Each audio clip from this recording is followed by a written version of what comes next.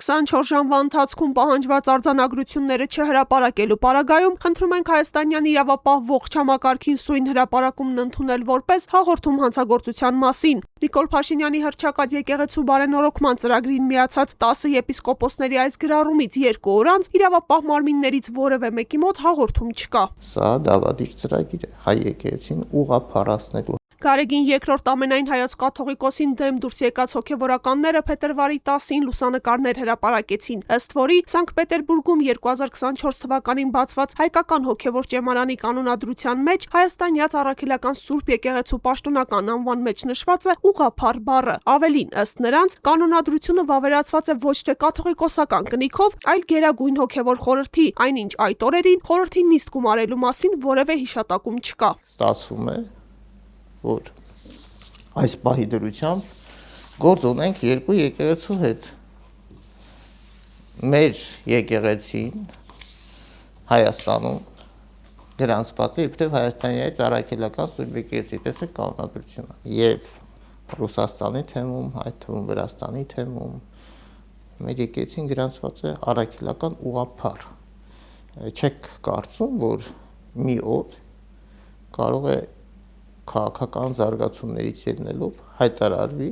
որ սա մի եկեղեցի է, սա այլ։ Ինչպես են մայրաթորից արձագանքում այս մեղադրանքներին, պաշտոնական հայտարարություն այս օրերին չի հնչել։ Մեզ չհաջողվեց նաև բանավոր մեկնաբանություն ստանալ, բայց թեմայի շուրջ դեռ տարիներ առաջ խոսել էր Վարդապետ Բաղումյանը։ Չզարմանաք, եթե ասեմ, որ մենք եւ առաքելական ենք, եւ ուղղափառ։ Հայոց եկեղեցին պատկանում է արևելյան ուղղափառ, ոչ քաղաքեդոնական եկեղեցիների ընտանիքին։ Մենք առաքելական ենք,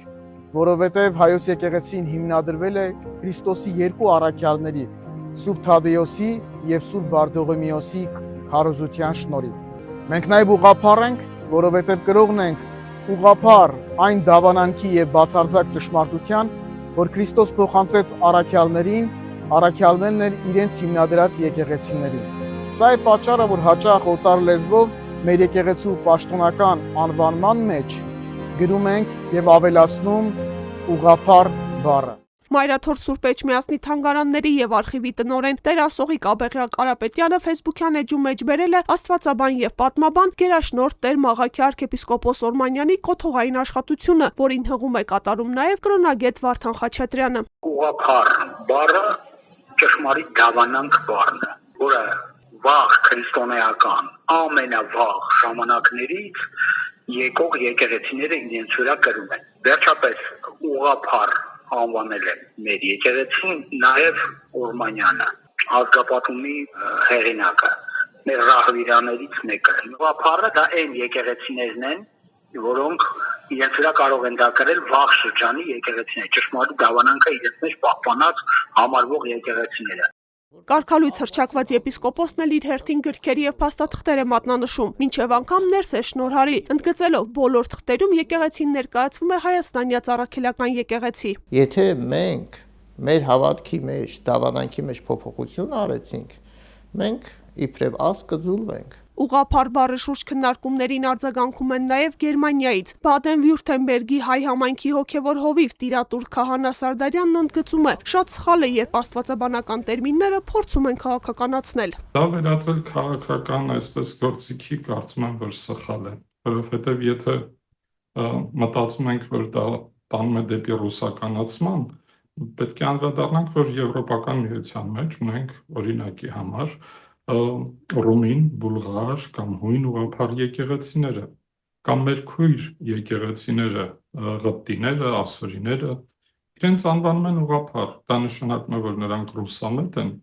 իհարկե ոչ։ Իսկ այդ դեպքում ինչու Հայաստանում չի օգտագործվում հայաստանյաց Սուրբ առաքելական ուղղափառ եկեղեցի անվանումը։ Պատմության ընթացքում եկած այդ բառերը օգտագործվել են, շատ հաճախ են օգտագործվել են եկեղեցու կանոնադրության մեջ, եկեղեցական ժողովների ընթացքին եւ այդտեղ մի խնդիր կա, որ մենք պետք է հասկանանք նաեւ, որ տարբեր երկրներում, տարբեր կոնտեքստների շրջանակներում